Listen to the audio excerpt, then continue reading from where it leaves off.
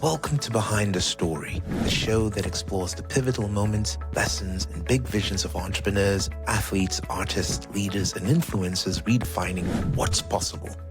I'm Jelani, your host and guide. Let's begin.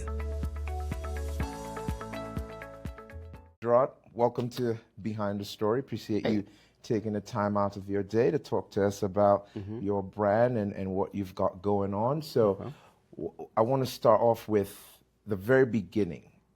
Did the brand start as I Am Motherless, or did it come from something else? What's the brief, like, high-level overview of how the brand actually got started? Always a great question, and thank you for interviewing me here today. The brand actually started, I started with candles. Okay. And when I started doing candles, I realized at that time people were buying a candle and they never came back. And I knew something had to change in my formula, my business system, the way I was running things. So I didn't have a clue. So I'm sitting in the garage. That's where I had my production line at for the candles. And I went to work. Well, I went to work with one of my moisturizers that I use every day. My mother taught me how to make this moisturizer. Quick, easy, cheap, and a very nice, you get a very nice pairing with the moisturizer and the fragrance. Okay. So I went to work, and that's when the nurses, people all over in the allied health field, I had the doctors, a lot of physician assistants. They were curious about what I had, and they wanted to use it, so I let them use it. It carried over to different floors. So the next day, people would come and ask for more, and I told them I didn't have it like that. And one lady mentioned to me she would buy it. Okay. She said, if you just make one for me, I'll buy it. And that's when the light bulb went on, and I had a moisturizer. I was selling it to people in the allied health field, every different department, because in the allied health field, washing your hands is essential. And were you selling just out of the garage, out of your home? Out of my home? Okay. Yeah, it was just out of my home. It was underneath my counter. Okay. So I had to find jars. I had to start getting more shea butter because the word went out that it was a good product. Now, coming up with a name, to answer your question, I knew I had a brand. I knew I had a business. As soon as someone said, I'll buy it, I knew I had a business. So I decided to name it something French. Okay. You know, I just wanted to be in the, beauty field, and everywhere I looked, everyone's name was French. Okay. And I went with that. Chez La Femme was the name of the company, the name that I chose. Not knowing what it meant, I just liked the sound of it. I liked the song, and it flowed off of the tongue easy. Mm-hmm. It was fun to say. So that's how I came up with the name. It had no rhyme or reason at the time. Prior to I Am Motherless, this was what it was called? That is correct. That is correct. Got it. Now, the fun part about it is people loved it because they could relate to the song that was called Chez La Femme. Spelt differently, of course, understood what it meant later, and it had nothing to do with the fragrance or the moisturizer at all. Now, your question was, how did I get from that to Motherless? Yeah, what does I Am Motherless stand for, and what does it mean to you? I Am Motherless came from a moment that I had of clarity. Driving, listening to an audio book, someone cried out in the audio book, I need my mom. Mommy. And she said, Mommy, this is a grown woman, a 60-year-old woman.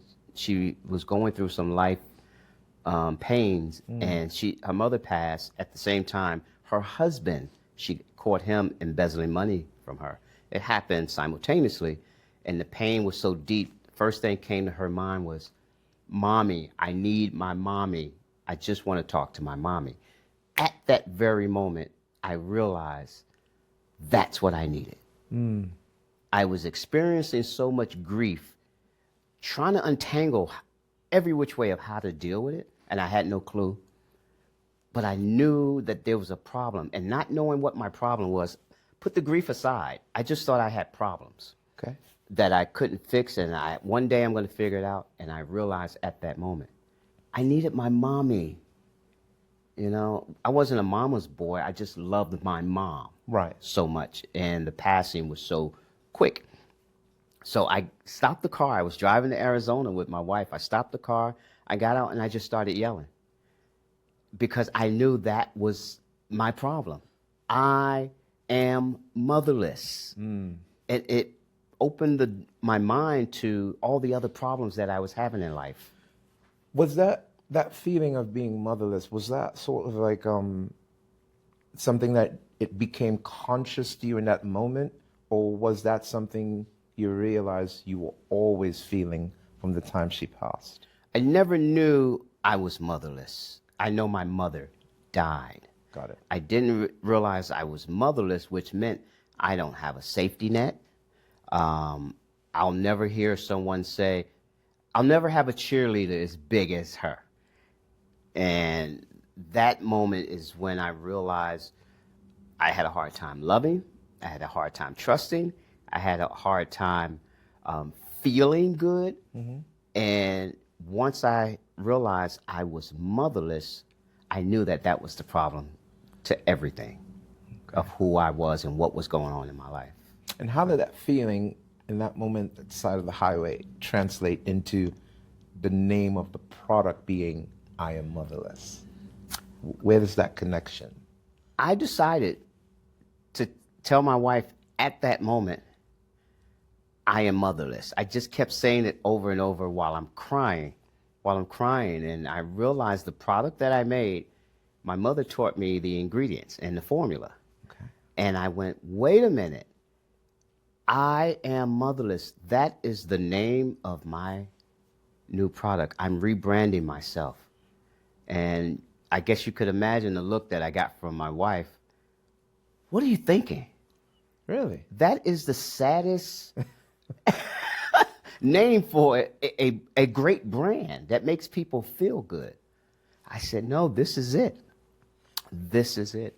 I wanted to celebrate the fact that I was now aware that I am motherless. So now it was about me. Right. And I wanted to show the world who I was, and that's how I came up with the name. And I suppose from her perspective, she's probably being a bit literal in the words, I am motherless, as far as from the negative part, not realizing the connection it made for you back to her, of her being a person that taught you how to make the product. That entrepreneurial connection between you and mom was something she just passed on. Yeah. She probably wasn't looking at it from that perspective, more just of you were crying at the moment you told her. Yeah. So she was looking at your grief, maybe not realizing it was a release more than just grief in the moment. So maybe she was responding to that. So let's back up a bit. Going back to, because we're talking about I Am Motherless, we're talking about you losing your mom, but let's go back before that. And talk a bit about your background, your origin, like where are you from originally? Talk to me a bit about that and lead me into how you decided. I got the part where you were in the garage, you were just making the candles, and you made that. But what's before that? What led to even that? Like, where are you from originally? From Newark, New Jersey, born and raised in Newark, New Jersey. I wasn't raised in the projects. I was raised in, I guess you could say, smaller units. Okay. We could see the projects. We had friends who were in the projects, but we did not live in the projects. We were doing pretty well.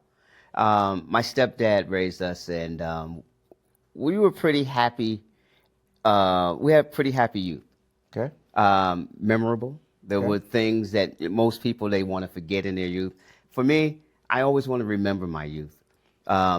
Everything that happened that I saw at the time that wasn't good ultimately turned out to be something that benefited me later on. So I grew up there, and we moved to the suburbs. Okay. I remember 7 years old, we moved to the suburbs, and I'm in a Catholic school. So now I'm around all of these public school kids, and I'm the only one, our family is the only one that goes to Catholic school. So now the identity of who am I started to come in play. I'm 8 years old now. Now there's a lot of challenges. The challenges of how do I fit in to my new world. Okay. Public school friends, Catholic school, all day, all during the week. So I had to fight. I had to fight to live, and I lived to fight, because that became my identity, that you had to prove yourself, Catholic boy. Right. And I wore that with a badge of honor. I wore my uniform, my tie. I would go outside and play with my tie, and I was proud. Why? Because I could fight. Right. And I can now do what I want to do. You can't tell me how I should act or who I should be. So that was my childhood of, wait a minute, I have a way of not fitting in, but being myself. So everything I did in life now stemmed from that thought. Just be yourself. And it happened that early for you, 8 years old. 8 years old. So as you were talking about that, I was thinking about something, because I do know a bit of your story, and something clicked for me that I want to ask you. So for me, we have similar backgrounds in that, I also went to private school and had to navigate with those friends and navigate with the people, with the friends outside. My mom, she always wanted, she was a bit of a snob, and she always said she wanted me to be prim and proper, and I had to be that way when I was in school, because I went to private school, but then with my friends who were outside, I had to be a different way. Yeah. But I had a dad. My dad was in my life 1,000%. And between him and my mom, my dad was the one that kept me feeling like it was okay. And I know you've got a famous dad, and I want you to tell me, did you have this similar connection with your dad, and was that how the influence came that took you into the direction that you went, that I hope you would talk about? Well, everything was about figuring it out. My parents weren't very well educated. They weren't people that knew a lot about life. They just navigated through life, did the best they can during that time. And I was a product of that. When it came time for me to fend for myself and they knew I was okay, they would push me outside and say, figure it out. Basically, go mess up, make mistakes, come back and tell us what you did. Okay. That's how they learned how to instruct me to, be a better person. Because they would listen to the things that I said, that I did, and they just kind of said, no, that's not morally right. Or you should have did it this way. So we always had open communication in my family, to where they said, you go figure it out and then come back and tell us. We're not going to tell you what to do. We want you to tell us what you did. So the door was open for me to do whatever I wanted. Plus I had this identity thing where I could be anything I want. Oh, I was living the dream all the way up into my teenage years, to where the curtain was open and everyone knew I had a famous dad. So now it's like, hey, what can you do? What do you bring to the table? Can you sing? Can you play an instrument? The amount of celebrities that came to my house put me in a position where I don't have an identity anymore. I didn't like it. Right. I didn't like the fact that now you're telling me I need to be an entertainer. Sort of like it was predetermined what you were supposed to be based on your dad. From everyone. From everyone. From the neighbors to the family members to his band members to his friends in the business. You're going to be something because your dad is somebody. How'd you escape that? Rebelling in the streets. Together. In what way? I had a bad taste in my mouth about rehearsal, about being in plays. My perception. I changed my perception. Like, this is not who I am. This is what they want me to be. Okay. So I decided to find my identity, and I became a character. Okay. It helped me escape being a musician's kid, because that's all I was. Right. To them. He was so big, and the people around him were so popular, that I became the kid that knows this person and that person. So I had to think of something quick, Jelani. And what I did was created a character. I reinvented myself. Okay. To be a tough guy, to be a nice guy, to be whatever I wanted to be, but not a musician. I didn't want to live in the shadows of someone else, because I didn't have an identity. It was an identity that they gave me. When did you leave? When did I leave New Jersey? Yeah, when did you physically I left leave? New Jersey at... Okay, I went to the military at 18. Okay. I came home. I got... I wasn't dishonorable discharged. I got a other than honorable, which means I wasn't good for them. They weren't good for me. Okay. I've never heard that. Yeah. It's other than honorable. It's not a bad discharge. It's not a good discharge. It's just like, get out. Okay. But it stemmed from the loss of my mother to where I was not there. Okay. I was not playing by their rules. I was not playing by life's rules. I was lost. I needed help. And they saw it, and they didn't supply me with the help that I needed. So they saw it. So they said, get out and take care of whatever you need to take care of. So then when I got out, I had already seen the world.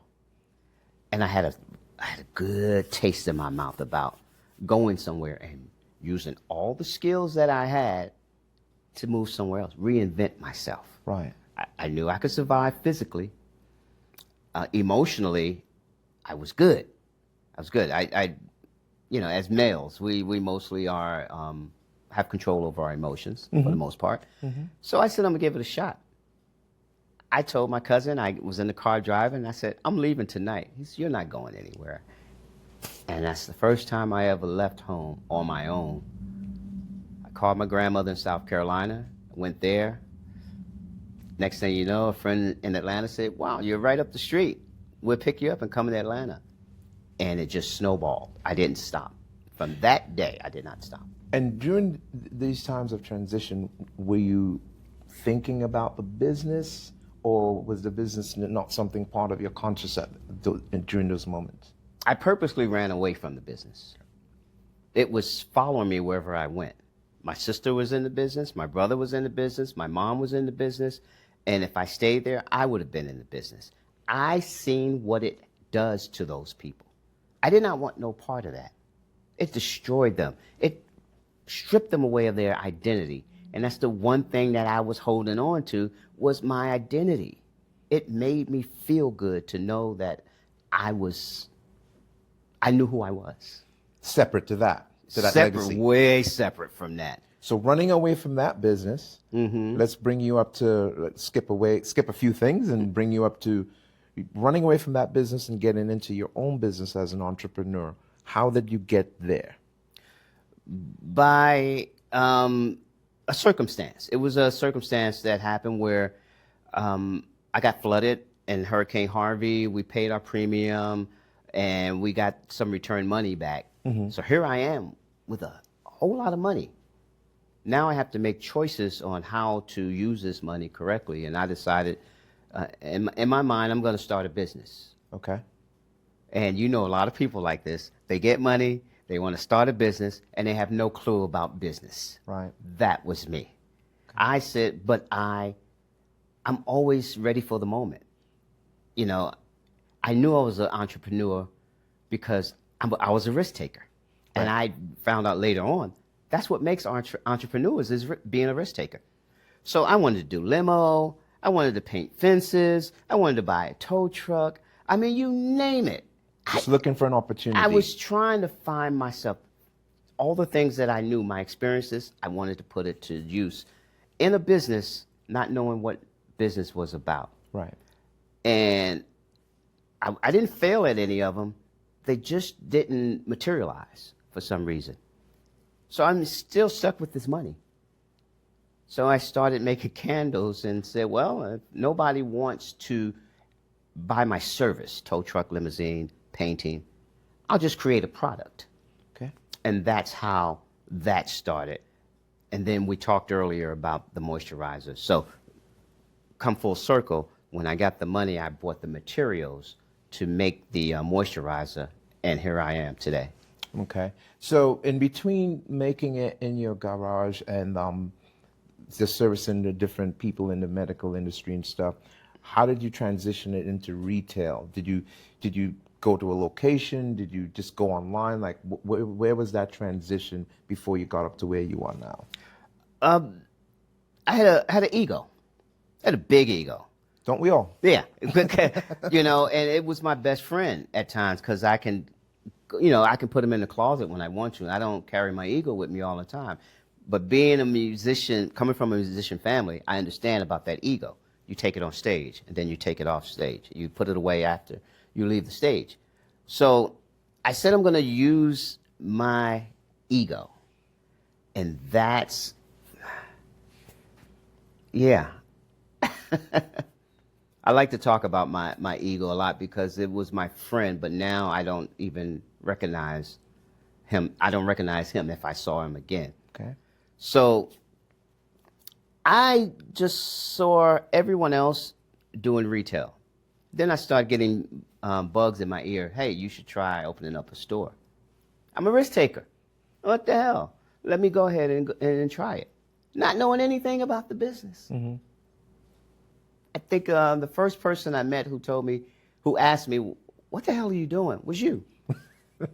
You said you don't even know what you're doing, but you're doing it. And you're doing it well. You were part of feeding my ego. With that came great sales from my product, which resulted in great profits, which resulted in alcoholism. How? I was always an alcoholic. Okay. After my mom died, the alcohol... That was the refuge. It took me to a place of happiness. Okay. I was a happy drunk. Okay. And all I wanted was happiness. And everything I do, that's all I want to do is be happy. Okay. And when I say happy, I'm talking about smiling, holding my gut, laughing, that kind of happy. Not just feeling happy and then not meaning it, not embracing it. I just wanted full happiness because I had a terrible childhood. Back when I was about 5 or 6, I used to get locked in the closet by my grandmother. So it wasn't my mother and my father that caused any unhappiness. It was my grandmother. Okay. She didn't like me because I was left-handed. Left-handed was a sign of the devil.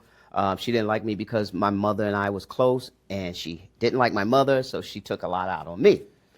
So I remember being in the closet a lot, and I just wanted happiness. Okay. I just wanted to be happy, and so everything I did, I just wanted to be happy. So when my mom died, of course, obviously I wasn't happy.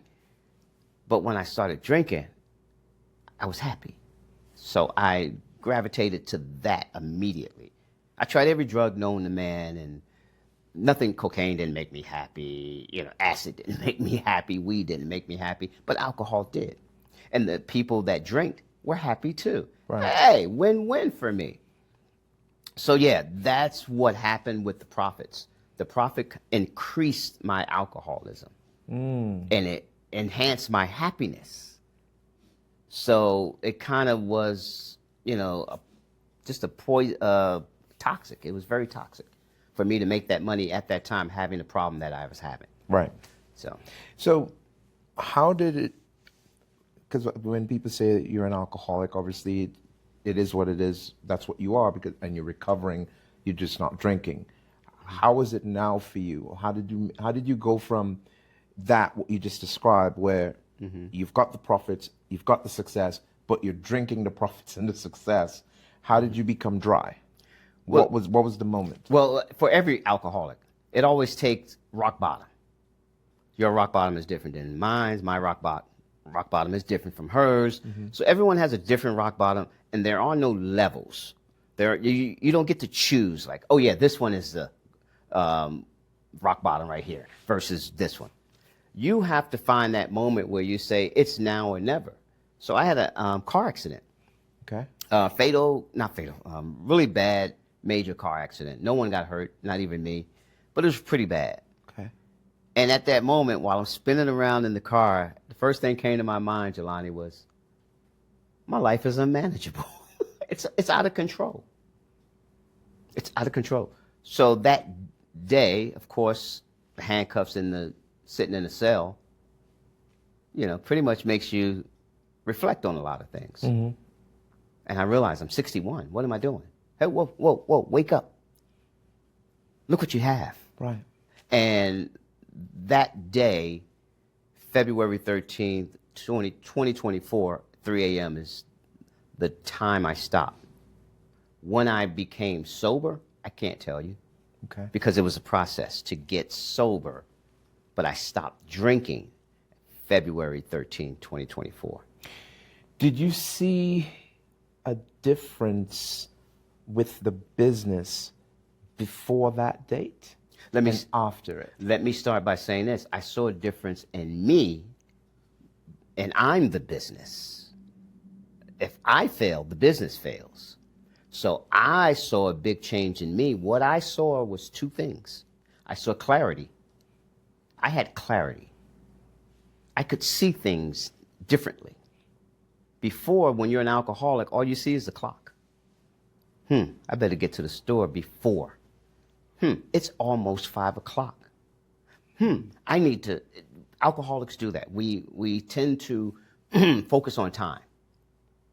What time to drink? What time is the best time? Because we know how much we drink, and we know after 2 hours or 3 hours, I'm going to be really drunk, and I want to be somewhere. So that was my thing, was to always look at the clock. But I knew I had clarity, and also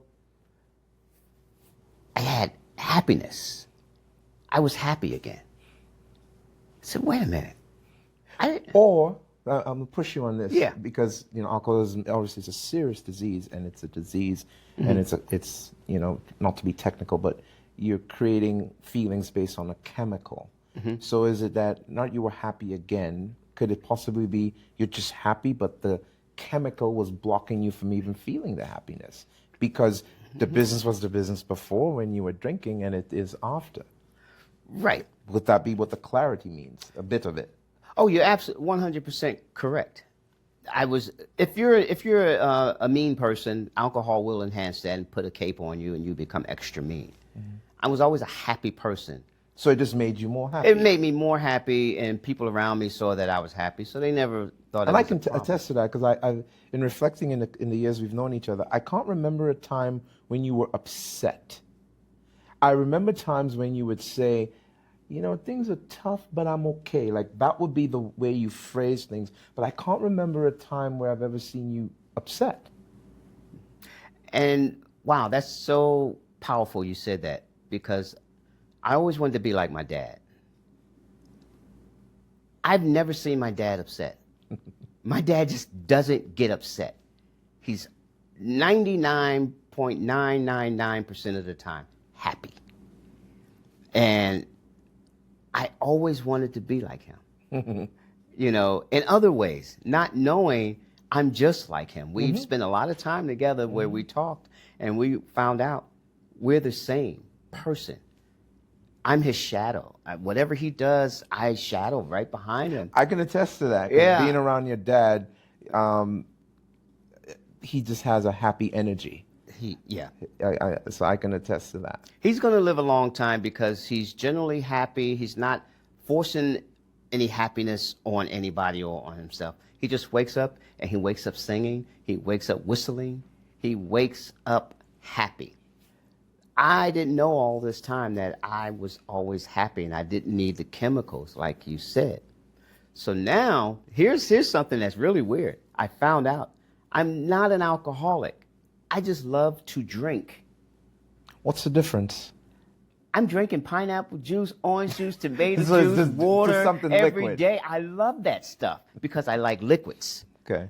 But I had substituted, and I'm still happy, but I substituted with alcohol because that's what I thought was going to fix the problem and get me out of the fantasy world. I mean, the reality world. I didn't want to be in reality.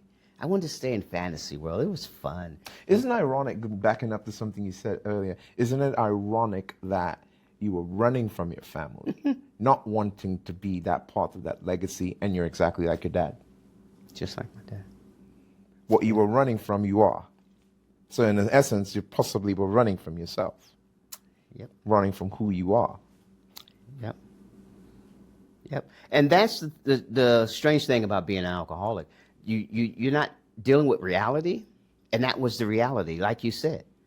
The fantasy was I'm savoir-faire, I'm someone else, but in reality I'm who I am, and I wasn't happy because you get told sometimes in life, you know, you're not this, you're not that, you're not that. So you, okay, I'll try to be something else. And people like that. So you go, okay, I'll stick with that.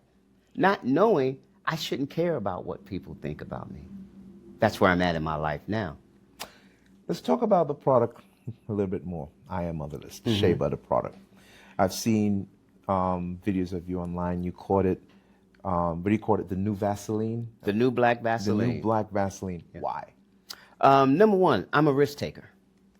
I knew that name would stir people up and rattle some cages. I love rattling cages in business, you know, because it makes noise. I'm loud. You have to be loud in business. People have to know you're there. What's good or bad? No one knows. You just have to get out there and be a risk taker and see what happens. Now, it's funny you said that. I went on TikTok and I promoted my product very well, and I did very well. But I started saying, let me turn the volume up. So I start challenging other moisturizers on TikTok. I remember my following said, hey, they're in your room. And I said, oh, okay. I saw my competitors in my room watching me. The next day, they came back in. They said, hey, they're in your room again. Now, these are the darlings of TikTok. They're $1 million sellers. 2 days later, I was shut down. Come to find out, my competitor was so big and did not like the fact that I was shaming her product. So she complained to TikTok, who's the decision maker, and they said, well, he knows the rules. You're not supposed to talk about other brands. You're not? Not at all. You're supposed to support other brands on TikTok. You cannot. That is a violation. Actually, that's a shutdown violation. But you're allowed to talk about other brands positively, obviously. That is correct. So you can't say anything bad. You can only say good things. That is correct. So how does people know there's any integrity in what you're saying? Because I threw their stuff in the garbage right on TikTok. Right. That's what I'm saying. Yeah, if I can only say something good about a product, right, how do you know what I'm saying has integrity? I understand what you're saying. You know? That makes no sense. That makes no sense. Why can't I give my honest opinion? But see, I had a store. There's a difference. If you don't have a store, you can come on and say, this is garbage. Oh, as an individual. As a business owner, as a competitor, I couldn't come with a similar product and trash yours. Not okay, I get that. Not at all. But can you say what's true about it? You probably don't. I mean, I'm asking you about TikTok policies. Open up a different can of worms. But going back to the product, though, and the black Vaseline connotation, have you gotten any negative pushback or feedback about calling it that or referring it to it in that way? I'm going to get to that, but let me finish answering what we were just talking about. Mission completed. When they shut my store down, I sat there, and most people would get upset. For me, mission completed. I made noise. I rattled cages. They were talking about me. I was in their ear. They were watching me. Mission accomplished. Just because they shut my store down on TikTok, that doesn't define me or tell you how good or how bad my product is. Right. I needed to be heard. And sometimes you just have to go there. Well, being known, exactly. Knowing the results. I knew what the consequences were. And the results were you're shut down, and I went, beautiful. They know who I am. Walk me through how you even, okay. We are obviously not in the younger generation as far as the TikTok and all that sort of thing. So how did you get that concept of I need to be on TikTok? Because not something really an older entrepreneur would really think about the first thing. Like, how did you think I'm going to get on TikTok? What was that like? Was there any sort of trepidation on going into that arena? Well, as you know, at 61, I never considered myself a TikToker or an influencer. There was a gentleman, a very powerful gentleman here in Las Vegas. I went to his office, and he saw my product. He said, you want me to help you? I need you to get followers. I said, whatever. I have what I have on Facebook. I have what I have on Instagram. I have followers. So he said, you need to go on TikTok with your product. Whatever. 3 days, not 3 days in a row, but for 3 days, he called me. Are you on TikTok yet? Very powerful guy. I said, nah, I get to it. Okay. Second day, are you on TikTok yet? No, I'll get there. Third day, are you on TikTok? I said, I was thinking about getting it today. Get your butt up and get on there now. Like, dude, really? It's not that deep.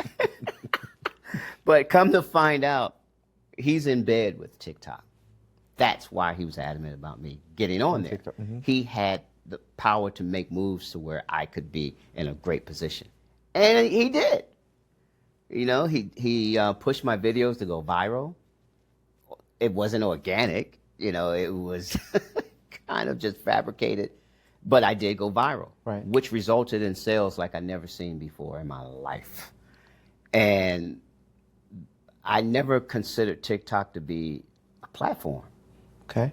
For me, I thought I was better than that, but no, TikTok was excellent for me. So then when you got that push, you finally made that move and you got on there and you started seeing that sales, what did that do for you as far as the brand and you personally? Clarity. I'm sober now. Now there's different eyes looking at the business. I understand the profits that are going to happen from all of the orders that are coming in. I generated $10,000 in 30 days. I've never seen numbers like that before. Although the money for postage and shipping and other costs went back in. But it was, you know, the gross. It was recycled. You know, I made the money, but I had to spend the money. Made the money, spend the money. So was I making a profit? No, I was making noise. And I wanted that more than anything. But something to consider, I think it's something that some entrepreneurs are not aware of. If you want to think of it in a positive light, you literally grew a six-figure business in 30 days. Yeah. Because if you did that every month for a year, it's $120,000 gross. Yeah. Obviously not counting the expenses, but you literally built a six-figure grossing business in, I said 30 days. 30 days. In a month. That is correct. That's an accomplishment. Are you conscious of that accomplishment? Yes, I was. However, what I was more afraid of was the success. That was part of drinking. I knew I was great at a lot of things, but drinking kind of kept me in the circle of unsuccessful people that weren't going anywhere in life. And I wanted to feel normal by hanging around them. I thought that was normal and humble. I'm sorry. If you want to stay humble, you got to be on the same level as people that ain't doing nothing. You know why I'm laughing? And this is telling on us personally, but I'm laughing because I know some of those people who we will not name because it's not about embarrassing anybody. But now that you're past it, you could probably get a sense of why I was a certain way when we were in those groups. Yes. Because I saw it. Because being someone that doesn't drink or doesn't do anything like that, I'm in that environment clear, watching it going, what the hell? Yeah. So you could give you I'm better than that. I'm better. You know, actually, I wasn't thinking I was better. Never thought that. What I was thinking was, I don't fit in. Okay. That's what I was thinking. I don't fit here. Yeah. Like, what the hell? And then what it got me thinking was, but Gerard is like my brother. This is weird. How does he fit in? And you know why I say that? This is what's going to be interesting, probably blow your mind. I didn't realize you were drinking. I never knew you were drinking until you told me you were an alcoholic. Drunk. Not drinking. Drunk. You didn't know I was drunk. I didn't know you were drunk. I never knew that. I know. When you told me that, I remember the moment, because I remember going home and writing it down in my journal. I remember thinking, what the hell? He was drunk all this time?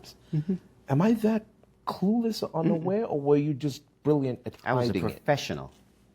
I was a professional. It took years for me to get to that level to where I could stand in your face and know what words to not use. You see, there's an art to staying drunk. You can't say words with syllables. Got it. You have to sound like you don't know what you're talking about. So when you do say something that an alcoholic or a drunk says, it's kind of like, oh, he doesn't know what he's talking about. But I was drunk. I didn't know what I was talking about most of the time. Going back to the product sales and on TikTok and really blowing up like that in 30 days and becoming, you said, afraid of the success. Do you think it's possible that in your wanting to make noise, you wanted to make noise to kill it and self-sabotage it to where you were really pushing the boundaries, and then that's how you ended up getting blocked? Absolutely. I mean, yes. Yes. And how would you advise me? For example, if I'm going on TikTok and I've got a product, what are a few of the challenges that you had to overcome personally, not even so much with the product, but on a personal level to really pull that trigger? Because you pretty much went kicking and screaming. You had somebody like almost demanding that you do it immediately. So you were kicking and screaming. So what would be some advice you would give to me? Because I'm one of those people where, and this may be ironic because we're doing a video interview, I like being in the background. I don't want to be in the foreground. I don't want it to be about me. I hate being noticed. So that's one of the challenges I have. Like when I advertise my products, I advertise the products. It's not me. Yeah. And I know that's the wrong advice. I give people advice on it. It has to be you and your story. So how would you advise me to overcome that? First of all, get out of your head. You know, we create excuses and fears that stop us from being great. I could tell you 1,000 reasons why I didn't want to come here. I came because I don't have any, I'm bigger than my excuses. And I think that for anyone over the age of 55, they have to understand that this is a young man's world right now because of social media, but it's not a young person's game. We played this game before. So we fit in, even though we feed ourselves these reasons why we don't. The way we look, my teeth are not done, my hair's gray, I'm receding, I have a pot belly.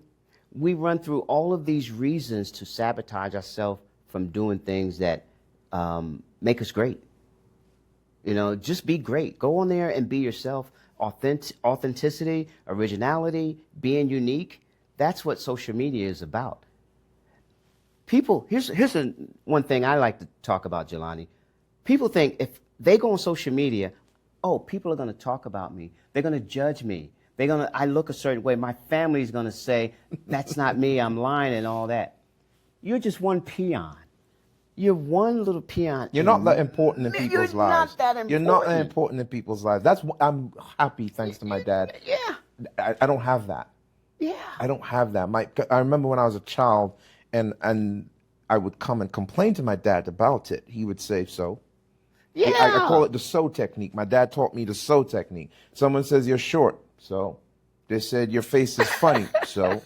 You're going bald, so. You're ugly, so. That was what my dad would say, so. And you know, I had the and technique from my dad. And. The same thing. And or so. Right. It's like, And. so. And whatever. I'm not affected by that, by those sort of things. I find it interesting. I like it because it helps me to know more about the person. Because what they don't realize in those moments where they're criticizing you is they're telling about themselves. Yeah, I totally agree. You know? Now, I do a podcast myself on people 55 and over doing a podcast. So I'll never run out of content. My content is me at 61 trying to learn how to do a podcast. And I call it Teaching People Over 55 How to Do a Podcast. And I just go on and make mistakes. My lights fall. I forget to turn my light on. My audio is bad. And I walk them through all of these things that are going to happen, that will happen. And you can't let it define you. You have to just go in and say, I'm not that important. And even beyond that, it's about people, the relatability of it, where people feel as though, oh, I get it. And they feel a comfort and a connection where, okay, it's okay that this is happening. Because I think sometimes people judge themselves too harshly, take themselves too seriously, and they think it's more than it actually is. And I remember listening to one of those motivational speakers, and he said, it's never about you. you're thinking you're projecting all this thing onto this other person, and it's very rare that it's about you. You are not that important in someone else's life. But getting back into what we were talking about earlier before we strayed off a bit, which was quite interesting, honestly. But back into the product, when you got on TikTok, you blew up, you got blocked. So where are you now? How did it transition? Like, what's the status now of your brand online from that perspective? Are you just off TikTok, or just like how's it working now for you? Well, I have a strong belief now that everything that's taken away from you is intentionally done to make room for something else to happen. So I never really had a negative outlook on or question myself, why did it happen? And, oh, man. And I didn't sit in it. I sat there like a catcher. Come on, life. What do you have, a fastball now? What do you got, curveball, slider, knuckleball? I'll take whatever you got. I understand what just happened. That was taken away from me so something else could come into the arena. And it did. And it's just how my life is now with everything. Every time something is taken away or I don't succeed at it, it's making room for something else. How does someone come into your orbit? How do you, as it is today, how do you get a customer? Very simple. I can tell you this. I never sold a jar. I've been in business for 11 years with this moisturizer. I never sold a jar. Never. Oh, you had to sell one. How are you being successful and all that? This is a product that's not foreign to dark-skinned people. All I do is open it up and say, try it. Once they try it, they understand what I have. I don't have to sell it. I just let you try it. So now that I have that in my head, I can't just walk up and just put it on people. Right, because I was going to say virtually, because if I found it online or saw you on TikTok, how's that going to work? Beautiful, beautiful question. When I had my brick and mortar, that's what I used to do. I walk up to people and put it on them, and they say, hey, this is great stuff, right? But virtually, I have to find creative ways to give it away. My 4-ounce jar costs me pennies to make. I make sure that I'm in the business of giving it away because it is a consumable product and people need more of it. And that's how I survive. So I am creative at how I give it away. TikTok, so you give it away, they use it, and they say, I liked it, and now I'm going to order more. So you gain the customer. Not only them, but the family members. So now I have 5 people who are looking for my product when I gave it away to one person. So it has been a formula that has been working for me because dark people and shea butter go together. It's a perfect marriage. So speaking about that, dark people and shea butter, so is it just for minorities? Is it just for us? Is it not for everybody? Well, now I can answer the question you asked me earlier. Have I gotten any bad reviews? Mm-hmm. I get bad reviews from light-skinned people. In what way? They don't know how to use it. Let me be clear. My wife is Japanese. Okay. It takes her a year to use an 8-ounce jar. Okay. Because she has to use very little.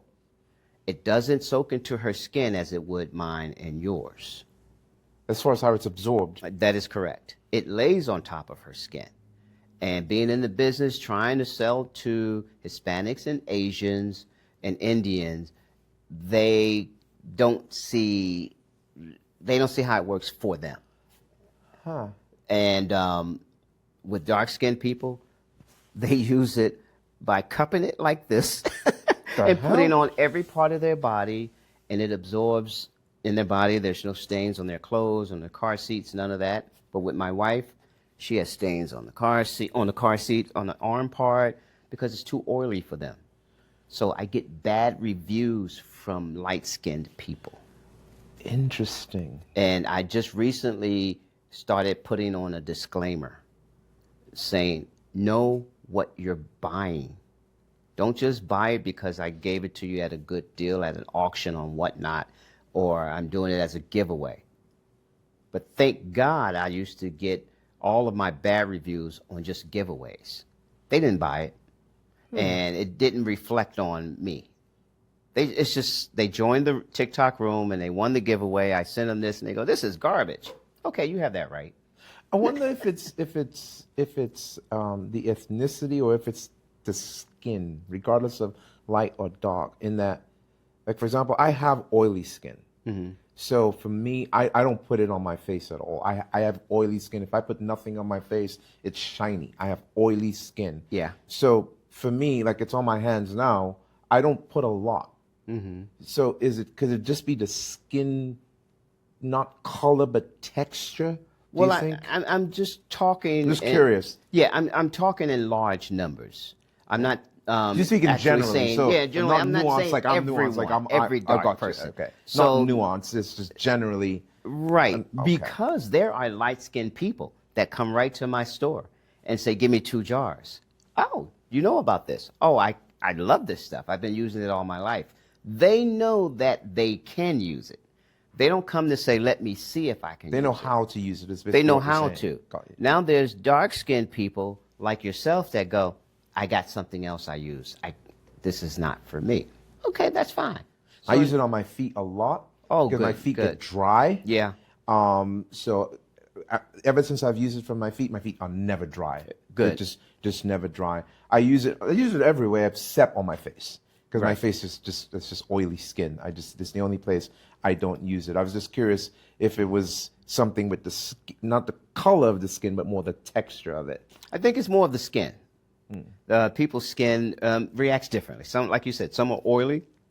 Some are just very dry. Some are sensitive to where they can't use it.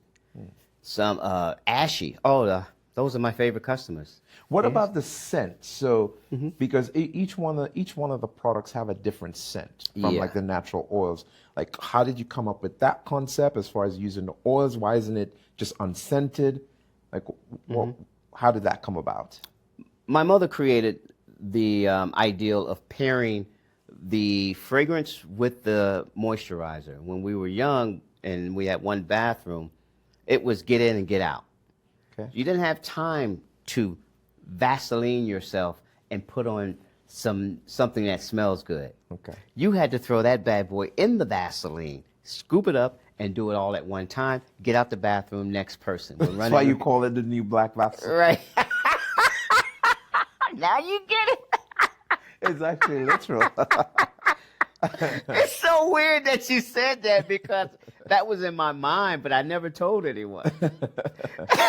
So I use it pretty much just like I do Vaseline anyway. But the fragrance that I had was for my candles. And then I started enhancing my fragrances, and I listened to my customers. Number 1, do you have?